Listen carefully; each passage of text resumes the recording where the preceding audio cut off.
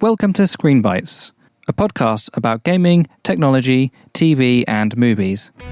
We're watching the Fallout TV series, episode by episode. Each episode will have spoilers for its relevant episode number. There will be no spoilers for later episodes. Episode 3, we start off with a flashback scene with Howard, the cowboy, and we pretty much see him in a relationship and then we see his little girl, but we see him at the studio, so he's doing like a western. Yeah, so he's filming. Yeah, like I say, he's a current or a pre-war actor known for doing cowboy-esque type stuff. And then that lady is his wife, who we meet. Yes, he seems not terribly happy about killing that character on screen. So pre-war him, not a bad guy. Yeah, so that's what I was trying to say to you. Like, to me, he didn't seem like in the first episode. Yes, he seemed a bit grumpy about not taking pictures with the adults. I think this scene is a lot earlier than that scene. I think there might be a bit of time between this scene and that kid's party. Yeah. So yeah, I definitely think he has definitely changed from what he was before to now what he is now, where he's a ghoul and he just doesn't give a monkey about anything.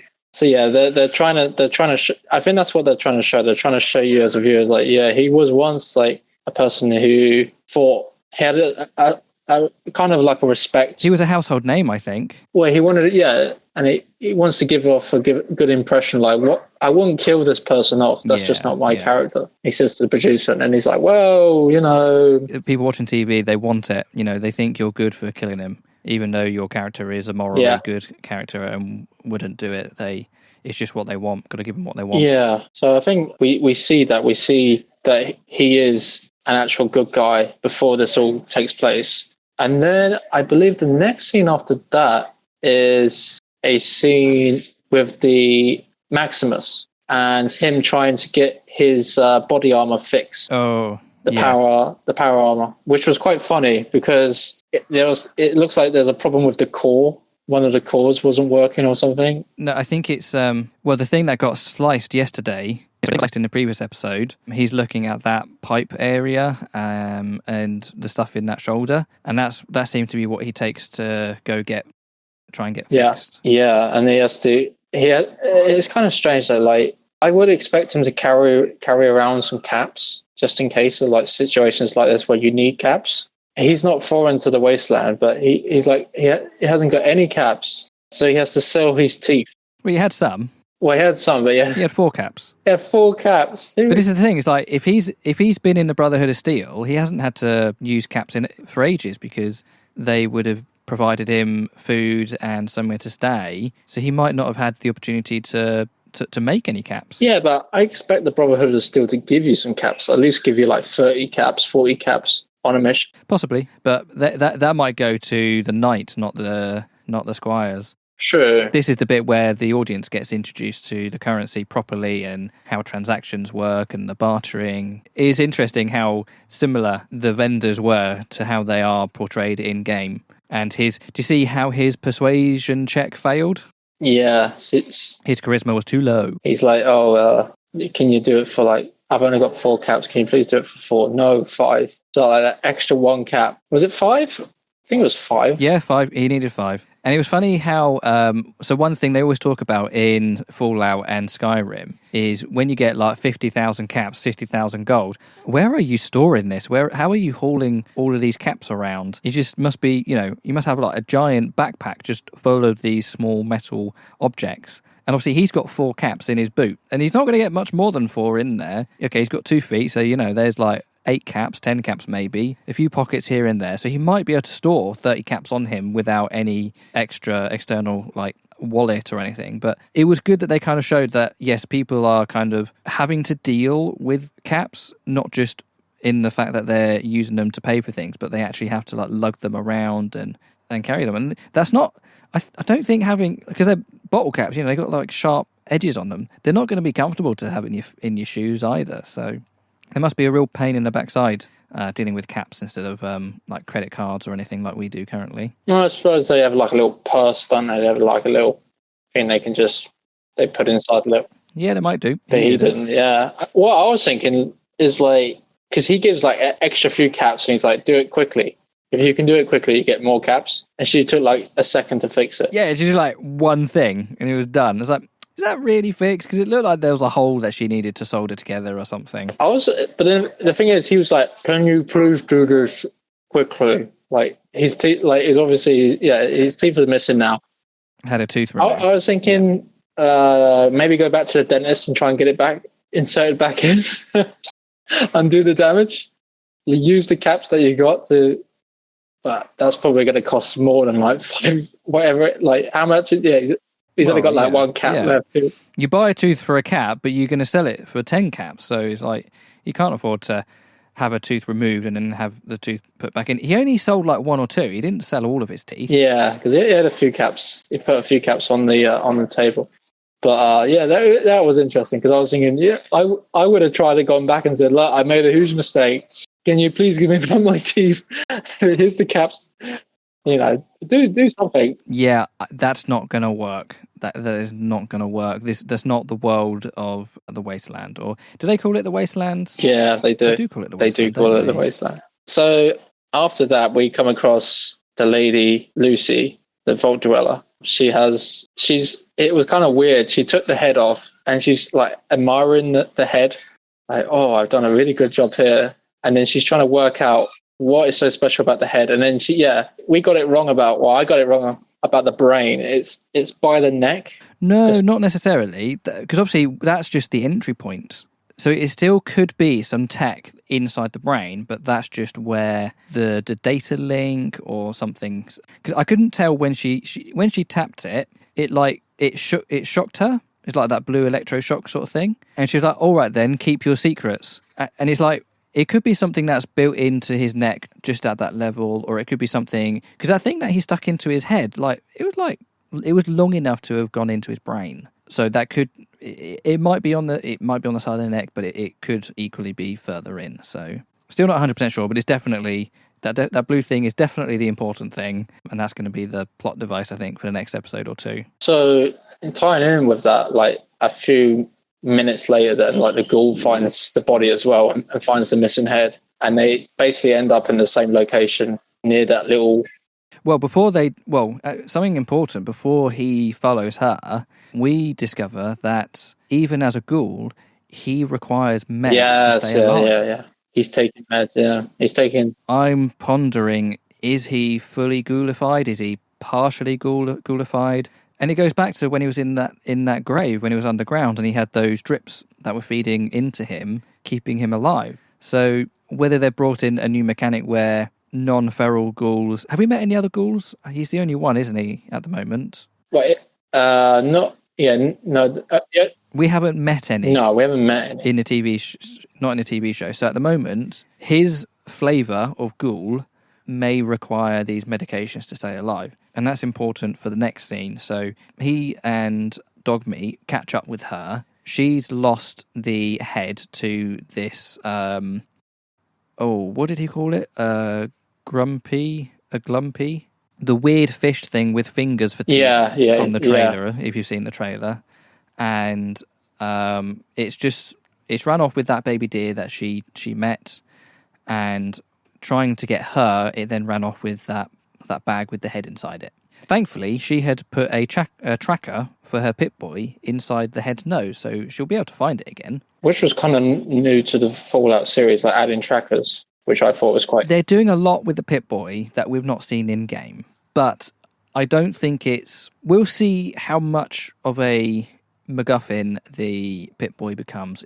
It might turn into Doctor Who's sonic screwdriver, where it can do anything and everything that the writers decide it can do, or whether it can do a few things that kind of fit it within the lore. At the moment, I don't think they've done anything too outrageous, but anything more advanced than the tracker, that might be going a bit. It might just become the sonic screwdriver. Yeah, but she did. It wasn't like the Pip-Boy could just track where the location. She did add a tracker into it. No, remember? I know. Yeah, but I don't think we've had a tracker ability in the Pip-Boy in the video games. No. You don't remove a little bit and add it to it. So it'll be interesting to see if it's how wide the location works. So does it only work within a local range, or will they be able to track the head?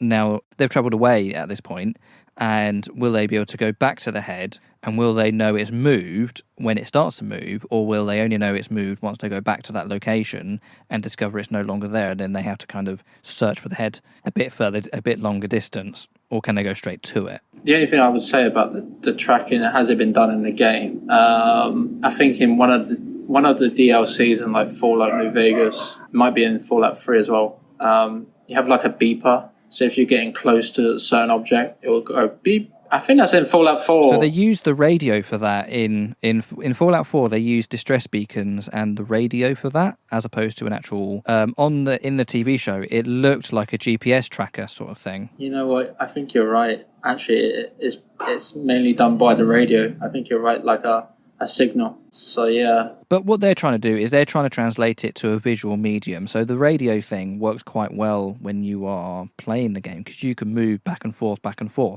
But when you're watching TV, you can't interact with it. So sometimes it's better to show, not tell, and having it displayed on the Pip-Boy and showing the camera, showing the audience, that can work better than, being really faithful to the game. What is the range on that? That's what I'm wondering. See, maybe we'll find out soon. Well, the thing is, so we are skipping ahead, but basically the Lucy and Howard the Ghoul try and, well, the Ghoul. So they're trying to get the head back. The Ghoul just uses Lucy as bait, trying to get the head back, but it ultimately fails. And he decides, okay, forget this. It takes a long time for it to digest it anyway. No. So what happened is he used her as bait, and she just grabbed anything and everything because she was being taken away by the Glumpy thing, and she happened to grab his bag and she was whacking it. She was fighting for her life, and in doing so, she destroyed his box with his meds in it. So he checked that box and he found that all of his meds that keep him alive, they're all destroyed, and he got mad. And that's when she got snarky with him, and she was like, what? I'm sorry for, she like sarcastically said sorry, or she said, what do you expect? She said something, and she actually stood up for herself, which I don't think he was expecting. So yeah, because I remember now. She's like, "How dare you use me as bait? Like, do you not have any treat people how you want to be treated?" And he's just like, and we end up with another flashback, don't we, with the Ghoul? Yeah, and that's when we find out. No, the next flashback is a little bit later as they're walking, because I think there's only two flashbacks. There's the one at the beginning, and then there's one later on. So we'll come to that in a second. So he decides that getting the medicine is more important than the head. I don't think he knows there's a tracker on it. She hasn't told him. So he kind of he doesn't know there's a tracker there. He ties her up a little bit, and then off they go walking. Oh yeah, that's it. He's like, so he stops to have a drink, and she's like, "Please give me water. Like, please give me some water." Yeah, Lucy's like, "Please give me water, please, sir." And then he drinks it, and then there's like a little bit, pulls on the ground. What a waste. Yeah. So she turns around. She's looking at her Pip-Boy. Oh, she uses her Pip-Boy. She's constantly noticing how much radiation is around.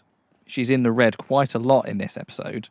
And then he points at a stagnant radiation puddle for her to drink from, and she's like, nah, I'm not doing it, that's too much. And then she turns around, and there's a Vault Boy poster, a billboard. And as she's staring at it, and her resolve is regaining, bang, shoots him in the face.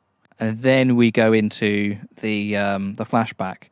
And I think, so I was trying to work out, so I think his wife is a PR lady, whether she works in advertising generally or whether she works for Vault Tech, because he'd never done advertising before, but here he is in a Vault Tech suit doing marketing pictures for Vault Tech. So he has been, or he is, the face of Vault Tech. It reminds me in Fallout 4 when that guy at the door when he's like advertising. Yeah, the salesman. The salesman, and he's like, "What do you mean I can't get there? I'm the guy trying to sell this." So this is the part where we're starting to see unoriginal ideas that have been done in the games, reused in the TV show. This is not the first one we're going to see in this episode, but yes, so this is a pre-war ghoul affiliated with Vault-Tec in some sense. For whatever reason, he doesn't get into the vault. Maybe we'll find out his wife gets into the vault, but he and his daughter don't, and maybe that's why he's so grumpy, because his daughter passes away and survives his daughter or something like that, and that's built a resentment up against Vault-Tec over the last 200 years, or however many of those years he's been awake for. Do we see much more of them this episode? No, that's pretty much it, isn't it? The only other big thing that happened was before all of that, we get to see the new companion for Maximus. Yep. So he's like little slave. So he's been sent a new squire, and he's actually one of the guys we see in that fight in the very first scene with Maximus, isn't he? Yeah, he's the first guy that beat him up. So I didn't realise they were beating him up. I just thought that was just like a training session or something like that. That's just what the Brotherhood of Steel do to kind of like toughen up and train. I didn't realise he was actually having his ass handed to him. Well, in the game, in Fallout 3, when you go into the Brotherhood of Steel compound, they have people like fighting with weapons as well, or fighting hand to hand. Yeah, which I kind of would expect them to be doing that as sort of like training. So, but I mean, he said in a scene later on that was actually they were just beating on him for no reason. Of course, he has no idea who he's talking to. He thinks he's talking to Knight Titus, who was the guy who died in the previous episode. And fortunately, the suit has a voice modulator, so you can't hear the voice of who's inside, and it's all modulated, so it's all disguised. So he doesn't know he's talking to Maximus. Him as a character, he's kind of like probably what the Brotherhood, the Knights, kind of expect as a squire. Yeah, he's very much indoctrinated into the religious aspect of the Brotherhood of Steel. Now, I've not done the Brotherhood of Steel storyline in Fallout 4. I did the Minutemen version, so I didn't see that much of this side. I'm thinking, because I'm currently doing a Fallout 4 run at the moment, and I might try and do some of the other endings. And I guess I might see a bit more of that in the game, but obviously I know like they got scribes, squires, knights, elders, and I know there's sort of like a military command, but I didn't know there was like so much of a religious thing going on, like especially when they were like branding him in the first episode and doing that thing where they're kind of like wiping him down with this brush dipped in oil or something like that. So the Brotherhood of Steel is certainly more religious or more of a cult than I certainly had experienced in the game so far. And this guy, his name's Thaddeus, I think. Thaddeus. He is, he's really worshipping the knights. Anything for you, my lord, my knight. But I don't know if that's just like, maybe that's what Maximus should have been like, and that's why that guy was just so really being an arse, because he wasn't like. I think he wouldn't have been like bowing down on the floor, but like if the knight had mustered up any relationship, like talking to him in a friendly manner, like trying to build things up, I think Maximus would have been on board and he would have like tried to save him from the bear and everything. Yeah, he's not worshipping him or anything, but I think he would have been fine being a squire to a knight who was kind of looking out for him. So this is when we start to see Maximus repeat the same mistakes that Titus did. You know, he starts with being an arsehole. Here's my codpiece, clean this. Yeah. Sends him up a tree to find an apple. There's clearly no apples in it. It's like, what are you doing? You just let the power go to your head, and like at some point he's going to be exposed. At some point either the Brotherhood of Steel or this guy, they're going to know who's inside the suit. You want him as a friend, and you want to keep like you want. It's just not going to end up well for him. Like, part of me wonders if he's going to desert the Brotherhood of Steel at some point. Well, if you do that, like they'll come after you. Especially if you've got power armor. Possibly, but when the guy came down and said, "Oh, I've got new orders from the elders, and kill anyone in your way," and he was like, you could see in his face, like, I don't want to kill that girl. I don't want to kill Lucy. He doesn't know what her name is, but he's like, he doesn't want to do. He wants to complete the mission, sure, but he doesn't want to complete the mission in the same way that the Brotherhood Steel might want him to. Yeah, because it was quite funny because they found the body as well, the body with missing head. And then we start to see that he is actually he's not as dumb as he has been in the first couple of episodes. Like, he actually makes some good deductions. Well, he says the ghoul did it, but it was Lucy who cut off the head. Well, yes. Yeah, so he says it was the ghoul, definitely. The Vault Dweller would never do this. But he did say, because the Squire was like, should we take the body back? And he was like, no. If they left the body, it's worthless. They need the head. We need to go get the head. And that was, it's the first clever thing he sort of said. So he's an interesting character. He's definitely got flaws, but he's definitely got promise at the same time. So it's just which way is he going to go at the end. I think he will need to make a decision to stay with the Brotherhood or not. So they then use this rad detection gun to follow the head, and then they end up meeting the same. Which was extremely lucky, in my opinion, because it brings them to another radiated, or what would you call them, abomination. But there could be hundreds of, or a few radiated abominations out there that will give off signals. Yes, yeah. But then they play on that. So obviously in the desert, there's nothing around for miles. So following her rads or his rads of the ghoul or whatever, following those rads is going to be dirt easy because there's nothing around. Also, you're kind of heading towards Philly anyway, so it's kind of easy at that point. And then when they arrive at that same water point where Lucy and the ghoul almost get eaten by the glumpy thing, that's when Thaddeus is like, I've just realised that I am following something radioactive, but it might not be the ghoul anymore. And then obviously at that point, that's when you start seeing the waves coming as this thing is arriving. And then we see a pivotal moment. Thaddeus says, "Knight, sir, do you want me to lead the charge?" And then Maximus is like, "No, get behind me, get to the shore." And that is, again, I'm gonna see all of these moments where I think about his friend in the first episode and whether or not he did do the boot slashing thing. This is a moment that tells me that he didn't do it because he knows that he's in the suit. He's got more protection. He's thinking about when he was in the bear. It's another sort of like comparison to that scene. And he isn't like the knight so much that he wants this squire to die. So he sends him back to the shore to save his life. And he's thinking, okay, I'm going to take on this thing. Turns out it's a lot bigger than he thought it was. He runs out of bullets in that little laser pistol or regular pistol or whatever he's using. And he's like, oh, fuck. And then the squire saves him, shoots the fish in the face with one of the rifles in the bag that they brought with them, which makes the next bit a bit easier. And then what happens? Like, I think he gets out of the water, he's punching the fish, and then there was another moment where I was like, oh no, the squire's going to die because the fish is trying to eat the squire. And it was one of those scenes where I really didn't know where it was going to go because Maximus he didn't want to let him die. And he was trying to pull him out of the fish's mouth. And I was like, oh no, they're going to rip him in half. His legs are going to get eaten and he's going to save his torso and his head or something. Oh, we missed something out.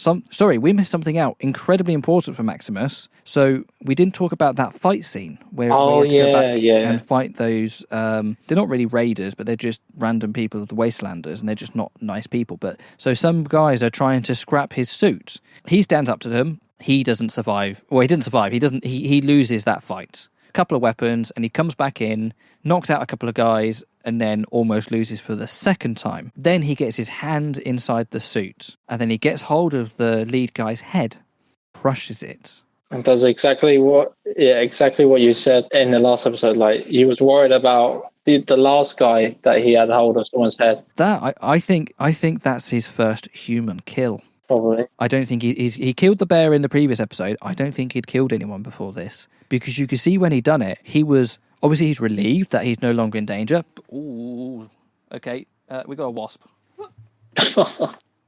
Okay. Right. Hold on a sec. Jasper, no. All right, give me a second. How does a wasp get in a boat? So many kids outside, so much barking.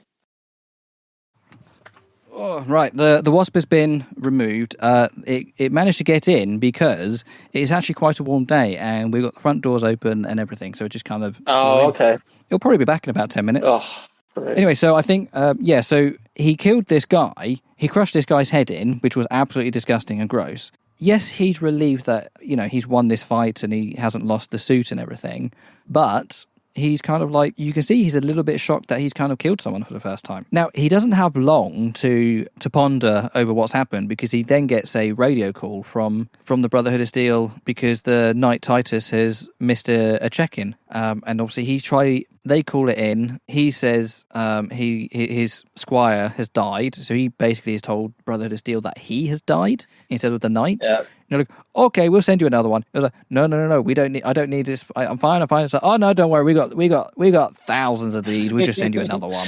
Yeah, don't worry. He thinks destroying his radio somehow stops it. I don't know. That solves the situation in some way. I'm not really sure why, but it does. And then obviously in the next scene, the squire arrives. And back to the fight with the big, scary, fishy, grumpy thing. Yeah, so the squire is currently being sort of like eaten alive almost. He knows what's happening. He don't want to die. It didn't have teeth. What? It didn't have teeth. No, it's got fingers. Teeth, did it? It's got fingers for teeth. It's got fingers. Yeah, which is incredibly weird. And you can see there's like a particular camera angle where it's using the fingers to kind of like feed the guy into its mouth. Yeah. And then Maximus is pulling him. And then actually, I think it's because of those fingers, he pulls him so hard that he rips the entire... He rips the fish open, like the whole stomach comes out. And Jen's in the room while I'm recording this and describing someone's head being crushed by a power armor hand and a fish being ripped in half and everything. And I'm sure it's just wonderful for her. But anyway, so they've defeated this fish. It's dead. It's no longer a threat. And a whole host of things come out with the guy, including... So I think, so they get the head, don't they? The head's now come out. And they get the meds. They don't get the meds. But they're probably just going to leave them there. Meds? There's like a box, isn't there? Of the ghouls stuff. Well, maybe, but they're all broken anyway, so it's pointless. What he notices is Lucy's boot. He recognises her boot, and that's when he realises something has happened. I can't remember what else happens after that for them. So we pretty much yeah, that's pretty much it. And then it just carries on with the ghoul, Howard and Lucy, and then we get the flashback. Yeah. So the final thing to talk about then, the final storyline is we actually go back to Vault 33. And they are dealing. They're dealing with. Completely forgot about that. The fallout of what's happened, and it turns out they've actually captured some of the raiders. They've got, I think they said 17 of them in their old book club, which has been turned into a little prison. You can tell that they are absolutely rabid human beings. They've been given food, and they're just throwing the trays of food at the windows. That Woody guy went down to try and interview them, and their only response was to pull down their trousers and show him their posterior. Then they have a meeting. Well, so first the three elder councils, they demote Chet, who is Lucy's cousin, who is very upset that she got married to someone other than him and that she left the vault. He was going to leave with her. He's been demoted of his gate duty job because, yes, he let Lucy leave. And her brother, Norman, he goes in to have the same meeting. Turns out he's very inept. All the jobs that he's done in the vault, he's done them really, really poorly. So it's hard to punish a guy with demotion when he doesn't do any work and then he gets sent to deal with the prisoners. So the remainder of the vault, they're all in that main area again. They're having a meeting about what to do. How are they going to deal with these prisoners? And they're talking about rehabilitating them. It might take years, but, they are the good members, the upstanding members of society. They are the model of what America should be. So they feel like, they're going to read them Shakespeare and other stuff, and they're going to teach them calculus and it's all this crazy, like, is that the same way that Lucy is naive on the surface? They are being naive to think that they can do anything productive with these raiders. And, you know, I'm just thinking the first second that they let one of them out, they're going to kill everyone. So, and you can feel the tension, like you as the watcher, you know what raiders are like, so you know that they are being incredibly naive in restorative action that they might try to make. Norman makes it known that he's of the opinion that do to them like what they did to us. They're murderers. Doesn't say it explicitly, but Kill them. shocking. How dare you suggest such a thing? But there are clearly others in the vault who agree with him. You know, that the pregnant lady who got stabbed in the eye with a fork, she said they killed her husband. She agrees with him. And I think there's going to be a few others. Yep. Probably only about 5 or 10, you know, like only going to be a few of the vault dwellers who agree with him, but there will be some people who think the same. I think more people will be of that opinion after the news that they got from the engineer regarding the water supply. So this is where we get story points from the Fallout games being reused in the Fallout TV show. So this is the second one of this episode really. Yeah, so what's happened? So the engineer has asked to speak to the overseers privately to discuss a matter, and they said, no, we discuss it openly here. Anything you have to say, we can discuss it openly. And he thought, "Are you sure?" So yeah. And he said, like, well, before the overseer before said that anything like this needs to be discussed privately. He's like, no, just tell us.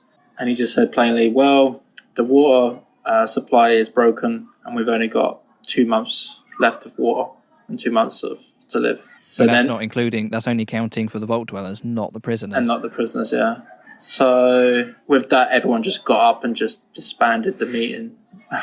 Yeah, just a little bit concerning, but okay. So what do you think? Like, is it good to bring in the game stories so obviously?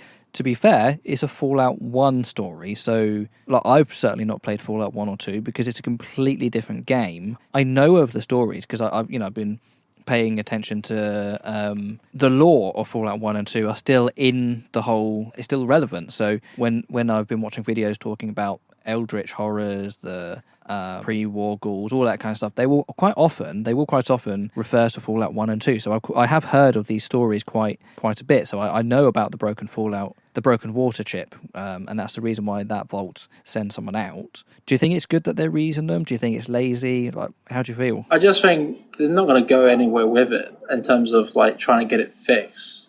Because like you say, in the game, they had to send someone out to try and fix it, and you had a time limit in the game itself. Like, if you didn't manage to complete the whole game in a certain time, then that's it, game over. Because the vault, they just all died. So it was quite challenging, that Fallout 1. But I don't think they're going to go through that route. I think they're just going to go through the route of... But the thing is, like, I know what you're about to say, but it's like, if they've got 2 months... 2 months of water if they do nothing. Like, if they do nothing at all, they don't try to repair it, they don't send someone out to get a new water chip, they've only got 2 months. Now, will they try and talk to Vault 31 and see if they can get replacement from then? Or use their water? Well, if they try to talk to 31 might be like, how do we know you're not raiders? They're not going to open their vault to them. Or likewise, how do we know that there's not raiders in Vault 31? Like, there's just no way of knowing through that telegram system what's going on really in the other vaults. Are they going to send... Is Norman going to go out and get a new water chip? Are they going to try and get in touch with Lucy to bring home a water chip? But, like, there's definitely a ticking time bomb. They've got to do something. They've got to do something.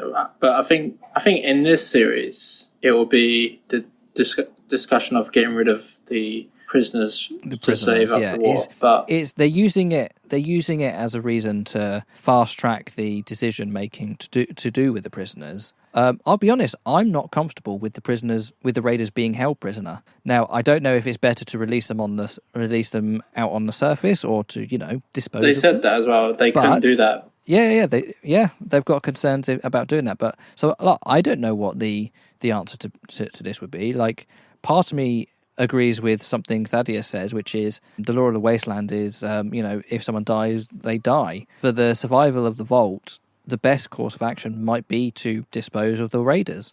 It's not a nice thing to say, but this isn't 1950s America with a fully functioning society. For the safety of the vault, in terms of resources and just violence and crime and their physical safety in that sense, they would be a lot better if those raiders weren't inside the vault or outside the vault or anything. So it will be interesting what they do decide to do and to see where that goes. I suppose one way you could do it is you could go to Vault 26 is the one that's been raided by the raiders. It's 31, 32 and 33. So they're Vault 33.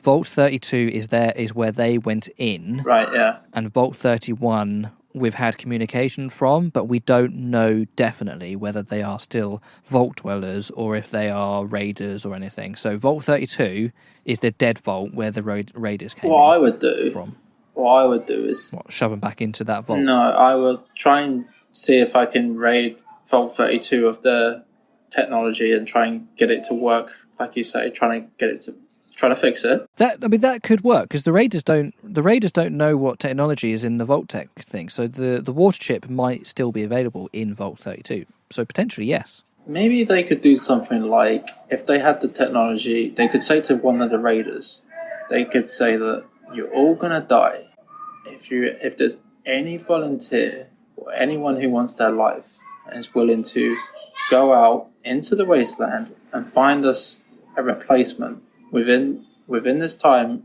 limit, then you can come and live with us. But the catch is that they put something inside that person's body, like one of those neck braces or something. But I don't think they're going to have one of them. But yeah, but that really doesn't sound like something that Elder Council would do. They're not that mean. Yeah. But that's what I would do. I just wouldn't trust. As soon as you get one of those raiders out, they're just going to murder everyone. One of those raiders could easily kill 10 Vault dwellers because they're just so much stronger and more used to it. It's their lifestyle. They're just so dangerous within the vault. I think one day they'll be able to escape that prison that they're in. What I would love to happen at the end of this series is that we find out that Lucy is pregnant. Oh yes, that's something that I was wondering because yes, they did consummate their marriage. So it's one of those things where it's I don't know if I really want. I certainly don't want it to happen in the sense that she's going to have a child to a horrible raider. But also it's just one of those. Well, he's dead. Exactly. But yes. Suppose if this is a long running series, it'll be interesting. But it's also the fact that if the main character is pregnant halfway through the TV series, that's going to bring in complications that is going to make her. It's going to make it difficult for her to be the main character. She wouldn't be able to do a lot of stuff. Well, no, she's starting to become pregnant. They can do a fast forward, so they could forward it by 2-3 years or something, or a few years, maybe. I don't think they'll do that sort of jump until we get to the end of this series. I think Fallout Season 2 might be in 20 years' time, or another 100 years' time, or a time jump. But I don't think they're going to do a major time jump within the TV series. I don't think they're going to do it at all, but it would be interesting if they were going to do something like that, where we see and we have a kid and it's who's my dad? She starts lying and she starts finding out who's my dad, and then we know that it was a raider. But yeah, I don't think I'll do something like that. But maybe if it is, I know. I think Lucy is of the character, especially now that she has been outside of the vault and met with people in the real world. I think that if she does have a child, that she's not going to hide who the child's dad is. I think she's pragmatic enough that she will, even if she finds another partner and they raise the child together, I think she will let the child know who her dad is or who its dad is, particularly because the dad is dead, so it's not like he or she can go out and try and find their dad. They know their dad was a raider and is now dead. You don't really need to hide that. It's not a secret you need to kind of have. And as we know, secrets within the Fallout universe, they just, they're not good. They send people on a mad goose hunt. Definitely true. Anything else? I think that's pretty much everything, all the storylines, isn't it? The only thing I would say to not regarding the series, is that you mentioned you're playing through Fallout 4. Mm. Well, I think they just announced that they're going to be doing some major updates coming very soon. Yeah, the DLCs are coming out, but they're only coming to the console version, not the PC. There's some... I mean, it's basically a performance patch and a native version coming to PS5 and the Xbox Series. Right. There's some DLC... not DLC, it's like a free DLC, but it's the Creation Club stuff. That's coming into the base game, so it's going to be available to everyone, presumably PC as well.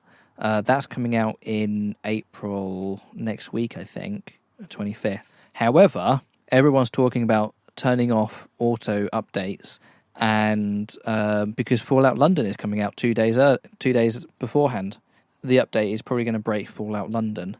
So you probably don't want your game to update if you want to do Fallout London or something like that. Which is it's a fan made mod, but it's a massive mod. It's Fallout in London, obviously, but it's a big thing. It's a bit like Sky Oblivion or something like that. Thank you for listening to this episode. We will be back with another episode looking at the Fallout TV series.